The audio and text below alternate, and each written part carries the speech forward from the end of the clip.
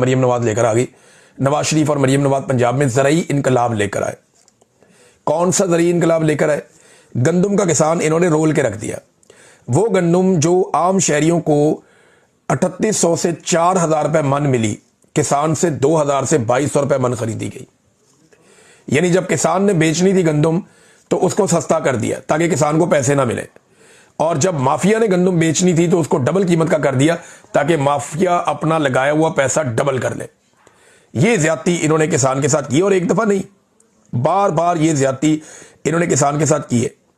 गंदम की फसल में नुकसान, मकई की फसल में घाटा, धान की फसल में घाटा, कपास की फसल तो वो तो हुई नहीं, बहुत ही बेड़ा गर्क फसल हुई, और वहां पे भी घाटा।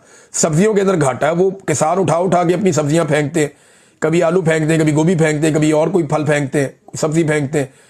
माल्टा और किन्नू के जो काश्तकार है उनका बेड़ा गर्क कर दिया पकड़ के। और गन्ने के किसान के साथ जो इस मरतबा ज्यादती की गई है वो तो कई सालों का इन्होंने रिकॉर्ड तोड़ दिया है। तो किसान को तबाह बर्बाद करके ये कह रहे हैं हम ज़रई इनकलाब पाकिस्तान में लेकर आ रहे हैं। ऐसे ज़रई इनकलाब नहीं आता। पाकिस्तान टेक्सटाइल काउंसिल ने बताया कि टेक्सटाइल इंडस्ट्री की बरामदात में मजीद 14% तक कमी हो गई है।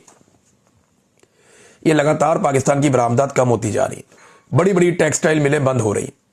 144 टेक्सटाइल मिलों के बारे में बताया गया चंद दिन पहले, जो बड़ी वाली थी वो बंद हो गई। अब वो कह रहे हैं जी हमारी एक्सपोर्ट्स के अंदर कमी हो रही है, 14% मजीद गिरावट आ गई है।